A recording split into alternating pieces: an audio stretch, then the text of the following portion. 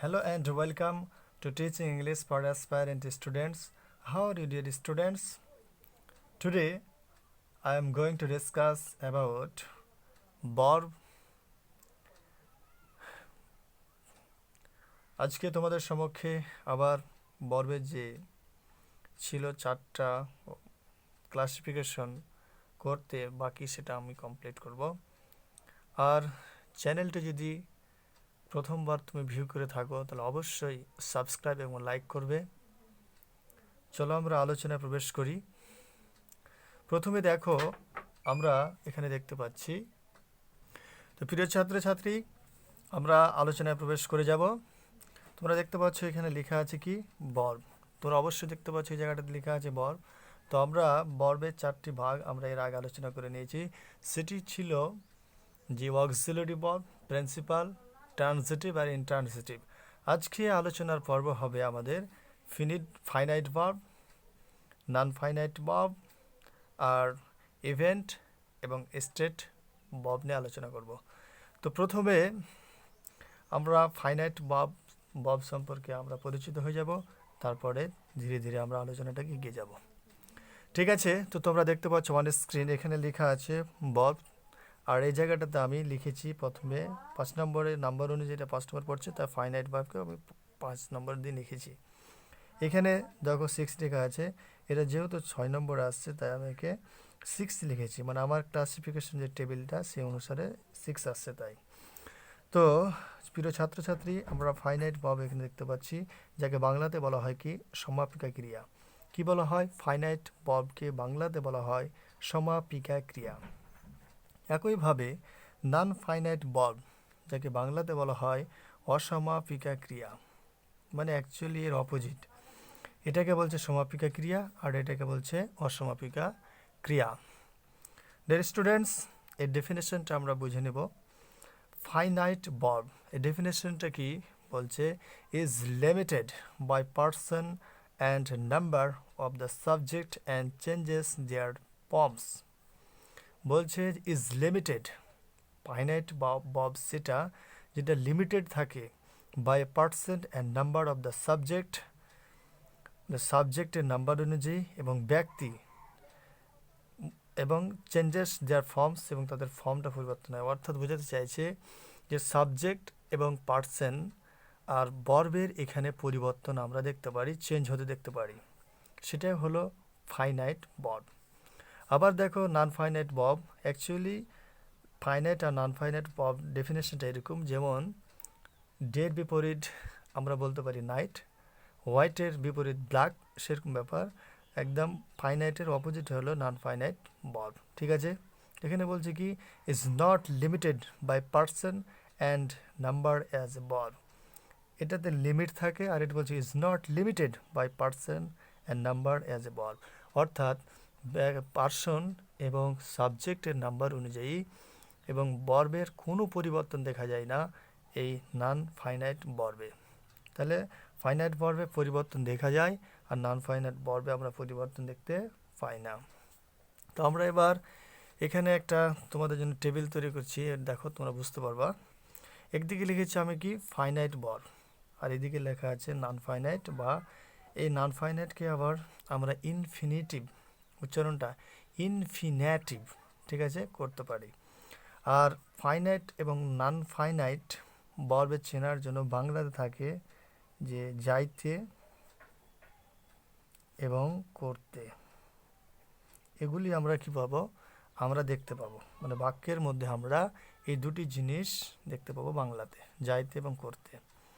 তো আমরা এক্সাম্পলে প্রবেশ করবো ফাইনাইট ভার্ব কোনগুলো আর নন ফাইনাইট ভার্ব, বা যাকে বলা হয় ইনফিনিটিভ ভার্ব। ঠিক আছে, তো ফাইনাইট ভার্ব তোমরা দেখতে পাচ্ছ দ্য ম্যাঙ্গোস টেস্টেস সুইট। ম্যাঙ্গো মানে আমগুলি মিষ্টি স্বাদে। তো এখানে দেখো ম্যাঙ্গো টেস্টেস সুইট, এখানে ভার্বের পরিবর্তন ঘটেছে। ঠিক আছে, আর এই যে দেখো the mangoes are sweet to taste. Mango মিষ্টি স্বাদে, অর্থাৎ স্বাদ করতে বা খাইতে মিষ্টি, তো এখানে দেখো যে টেস্ট এই জায়গাটাতে আমরা কি করেছি, ইএস যোগ করেছি, ঠিক আছে না? কিন্তু এখানে দেখো যে টেস্ট টু টেস্ট লেখা রয়েছে। তো টু টেস্ট এখানে আমরা পাস্ট টেন্স যদি এই সাইডটা ব্যবহার করি, দ্য ম্যাঙ্গোজ ওয়ার সুইট, আমরা যদি বলি টু টেস্ট হবে, এখানে টু টেস্টেড হবে না, টু টেস্টেস করা যাবে না। এক কথায় এই যে ইনফিনিটিভের একটাই বৈশিষ্ট্য যেটা, সেটা তবে কি ভার্ব ওয়ান, ঠিক আছে, আর তার আগে দিয়ে কি থাকবে, টু থাকবে, ঠিক আছে। মানে ভার্ব ওয়ান প্লাস টু যে আমরা শব্দ গঠন করতে পারি, যে ফ্রেজ গঠন করতে পারি, ফ্রেজ না মানে ইনফিনিটিভ গঠন করতে পারি, সেটা আমরা টু প্লাস ভি ওয়ান, ঠিক আছে, এটা আমাদের জন্য মনে থাকে। তারপর উদাহরণ আমরা প্রবেশ করি। দেখুন এখানে লেখা আছে যে we can save India by patriotism. আমরা ভারতকে, উই হলো সাবজেক্ট, ক্যান সেভ করতে পারি, এটা verb, India object, by patriotism, আমরা ভারতকে রক্ষা করতে পারি স্বদেশ প্রেমের মাধ্যমে। তো এখানে দেখো যে ক্যান সেভ, এখানে ক্যান এটা যেহেতু মডেল, ক্যান সেভ এটা ভার্বের ওয়ান ফর্মটা নিবে, তাই এখানে বসেছে ইন্ডিয়া বাই প্যাট্রিয়টিজম। তো এখানে সেভটাকে দেখো, সেভ আছে না, অনেক সময় যদি পাস্ট টেন্সে বলি বা প্যাসিভ যদি করি, আমি যদি উই ক্যান বি এখানে লাগাতাম, তাহলে এই জায়গাটাতে কী হয়ে যেত, ইডি যোগ করতে হতো, এর সঙ্গে কী করতে হতো, ইডি যোগ করতে হতো, মানে এখানে তো ই আছে, শুধু ডিটা যোগ করতে হতো। তো we can be saved India by patriotism, এই যদি প্যাসিভ করতাম তাহলে এখানে সেভটা চেঞ্জ হতো। কিন্তু এখানে ইনফিনিটিভ যখন আমরা করব, সেখানে কি করতে হবে না, কোনো চেঞ্জেস আসবে না। তো দেখো এখানে দেখো patriotism is the way to save India. তো এখানে যে টু সেভ ইন্ডিয়া আছে, পাস্ট টেন্সে গেল টু সেভ থাকবে, এদিক যদি পাস্ট করি, প্রেজেন্ট টেন্স যদি করি তবুও টু সেভ থাকবে। এক কথায় টু সেভের, এক কথায় টু প্লাস ভি ওয়ান মানে ভার্বের ওয়ান কখনো চেঞ্জ হবে না, সেইটাকে ধরে রাখবে সবসময়। তারপরে এদিকে আসো, কয়েকটা উদাহরণ, দুটা উদাহরণ তোমরা দেখতে পাচ্ছ এখানে লেখা আছে কি, he decided to do the work, সে ডিসাইড করেছে, he decided to do the work, সে কাজটা করতে সিদ্ধান্ত গ্রহণ করেছে। তো হি হয়ে যাচ্ছে এখানে সাবজেক্ট, ডিসাইডেড এটা হচ্ছে ভার্ব, ঠিক আছে, যেটা ভার্বের সেকেন্ড ফর্মে আছে। হি decided to do the work, A to do এখানে লক্ষ্য করো, সেটা কি আছে, টু আছে, আর তার সঙ্গে কী আছে, প্লাস ভি ওয়ান আছে, মানে ভার্বের ওয়ান, দ্য ওয়ার্ক, অর্থাৎ এখানে এটা অবজেক্ট হিসেবে কাজ করছে। তো he decided to do the work, সে কাজটি করতে কী করেছে, মনস্থির করেছে, সিদ্ধান্ত করেছে। তো করতে, যাইতে, আমি বলেছিলাম যে এখানে তোমাদের যে বাংলা বাক্যে যাইতে বা করতে থাকবে, তো এখানে আমি দেখো মিনিংটা করছি, he decided to do the work, সে কাজটি করতে সিদ্ধান্ত করেছে। তাহলে আমি করতে শব্দটা আমি পেয়ে গেলাম এখানে। তো ইনফিনিটিভ যখনই ব্যবহৃত হবে বাক্যে করতে আর যাইতে, বেশিরভাগ তুমি লক্ষ্য করতে পাবা। হি did not want to try again, এখানে দেখো সেকেন্ড এক্সাম্পল আছে, হি হলো সাবজেক্ট, ডিড নট এখানে আসলে ওয়ান্টেড ছিল, তো এখানে ডিড নট করা হয়েছে। তো ডিডটা ফার্স্ট ফর্ম আছে, যেটা অক্সিলিয়ারি, বা আমরা জানি পাস্ট টেন্সে যদি পজিটিভ অ্যাফার্মেটিভ সেন্টেন্সকে নেগেটিভে কনভার্ট করি, তবে ডিড ন্যাস্ত আর ভার্বের যেটা মেন থাকবে সেটা ভার্ব ওয়ানে চলে আসে, এখানে ওটাই হয়েছে। He did not want to try again, সে পুনরায় চেষ্টা করতে চাইল না। তাহলে সে পুনরায় চেষ্টা করতে চাইল না, যে এখানে বলা হলো। তো এই জায়গাটাতে হি did not want to try again, এখানে টু ট্রাই দেখতে পাচ্ছি, এখানে লেখা আছে টু ট্রাই, এই টু ট্রাইটা কোনোভাবে পরিবর্তন আমরা দেখতে পাবো না, এক কথা সর্বাবস্থা একই থাকবে। তো এখানে হচ্ছে he did not want to try again, সে পুনরায় চেষ্টা করতে চাইলো না। তো আবার আমরা করতে পেয়ে নিলাম, ঠিক আছে, এই জায়গাটাতে করতে আসলো। তাহলে ইনফিনিটিভ চেনার আর ফাইনাইট ভার্ব চেনার একটাই নিয়ম, এখানে ভার্বে ওয়ান থাকবে, আর কী হবে, যতই নাম্বার বা সাবজেক্ট যাই আসুক সেখানে কোনো চেঞ্জেস আমরা পাবো না, একই রকম থেকে যাবে। আমরা বুঝে গেলাম এখানে চেঞ্জ হতে পারে, কিন্তু এখানে চেঞ্জ হওয়ার কোনো পসিবিলিটি নেই। এবার আমরা আলোচনায় প্রবেশ করব আরেকটা বেয়ার ইনফিনিটিভ। আমরা জানি ইনফিনিটিভে টু ছাড়া হয় না, কিন্তু এমন আমরা কয়েকটি জিনিস এক্সেপশন দেখব যেখানে ইনফিনিটিভ কি টু নিবে না, তবু ইনফিনিটিভের অর্থ প্রদান করবে।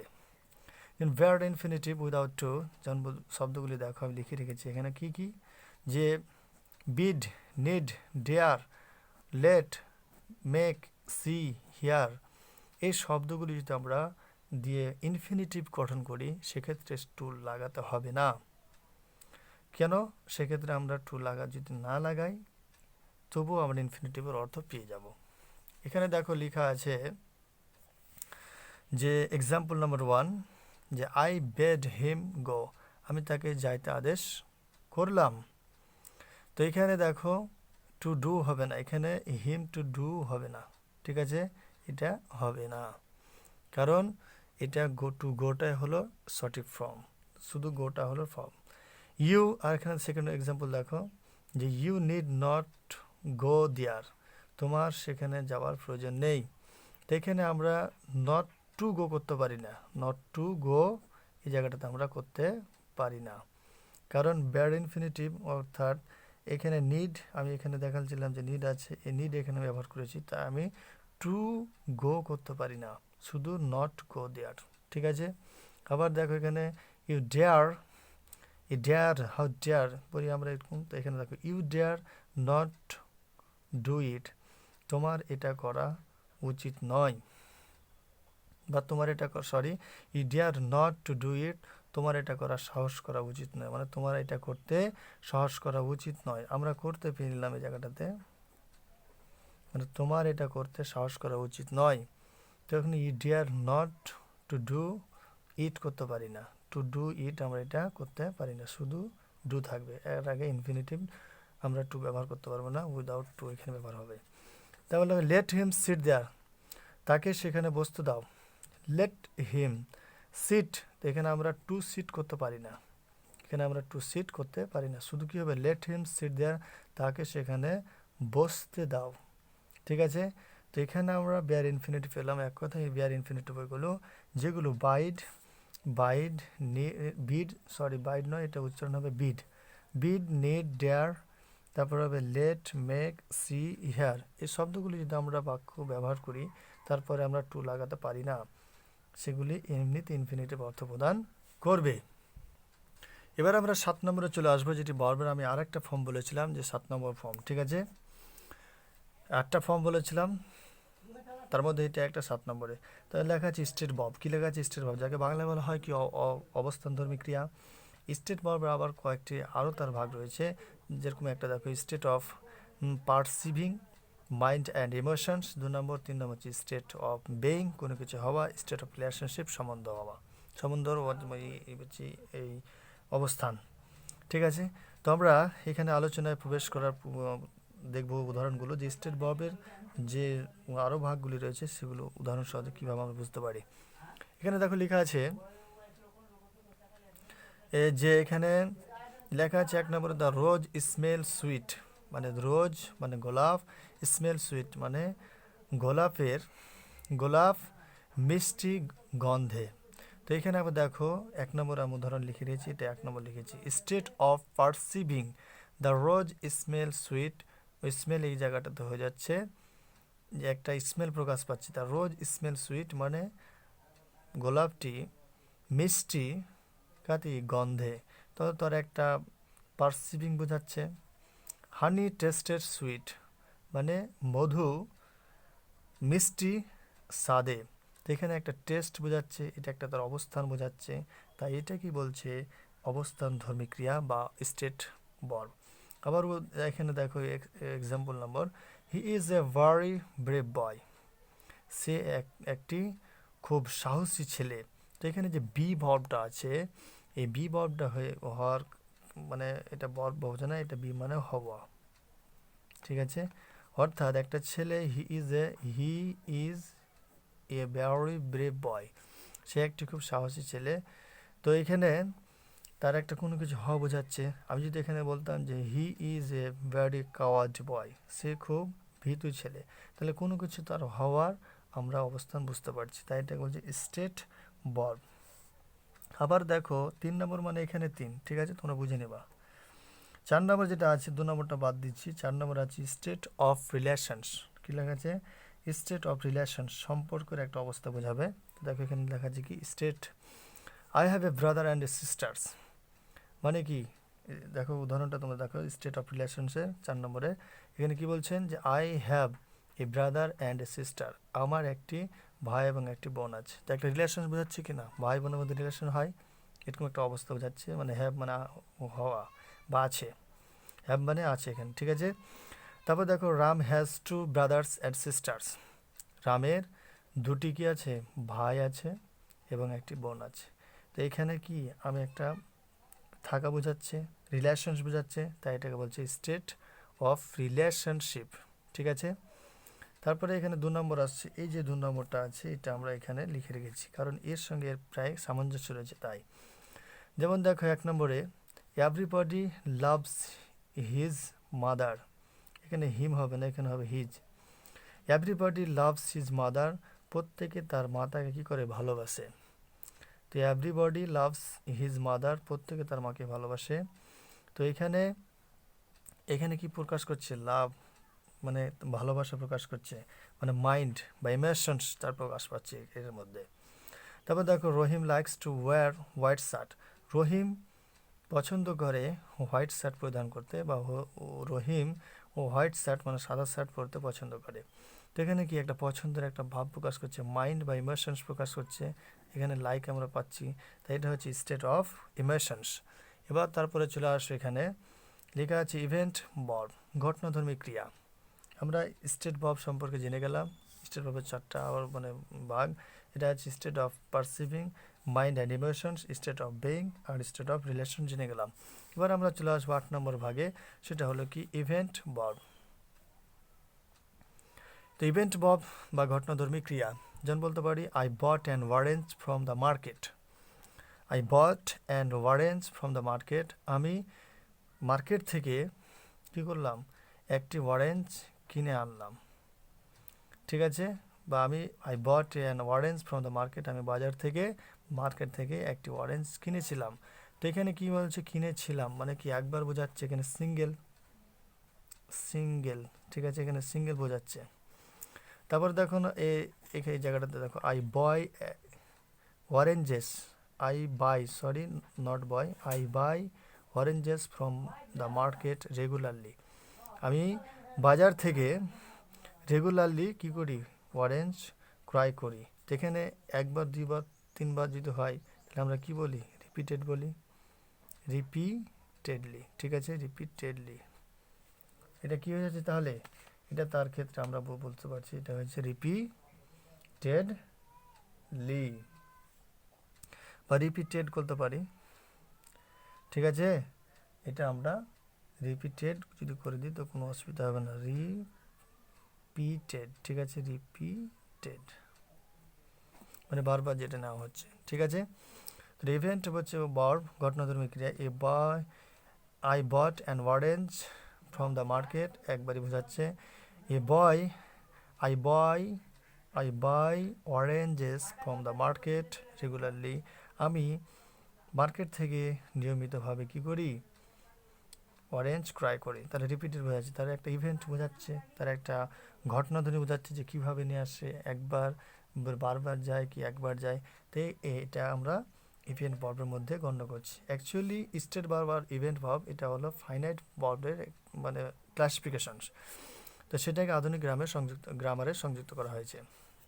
তারপর এখানে দেখো লেখা আছে যে প্রোগ্রেসিভস আর নন প্রোগ্রেসিভস।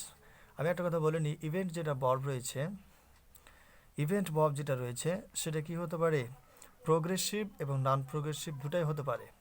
কিন্তু স্টেট যেটা ভার্ব রয়েছে আগে আলোচনা করলাম, সেটা স্টেট ভার্ব যেটা আছে এটা কি হতো, প্রোগ্রেসিভ বা গতিশীল হতে পারে না। আর কিন্তু ইভেন্ট ভার্ব যেটা আছে গতিশীল এবং অগতিশীল, যেটা গতিশীল ছাড়া দুটাই হতে পারে। এখানে দেখো প্রোগ্রেসিভ লিখেছি, এখানে লেখা আছে যে নন প্রোগ্রেসিভ, ঠিক আছে। স্টেট ভার্ব একটা উদাহরণ দিচ্ছি যে কীভাবে প্রোগ্রেসিভ হতে পারে না।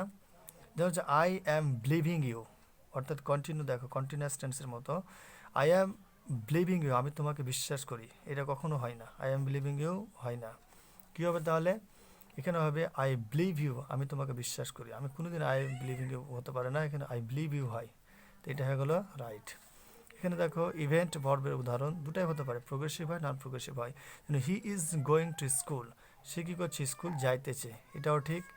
হি গোজ টু স্কুলস, এটাও ঠিক। ঠিক আছে, তাহলে আমরা জানলাম যে ইভেন্ট ভার্ব প্রোগ্রেসিভ আর নন প্রোগ্রেসিভ দুটাই হতে পারে, কিন্তু স্টেট ভার্ব যেটা রয়েছে অবস্থানধর্মী ক্রিয়া রয়েছে শুধু প্রোগ্রেসিভ হতে পারে না, প্রোগ্রেসিভ হতে পারে না, কিন্তু নন প্রোগ্রেসিভ সে হয়ে থাকে। যেমন দেখলাম আই এম বিলিভিং ইউ বলতে পারি না, বলতে পারে আই বিলিভ ইউ।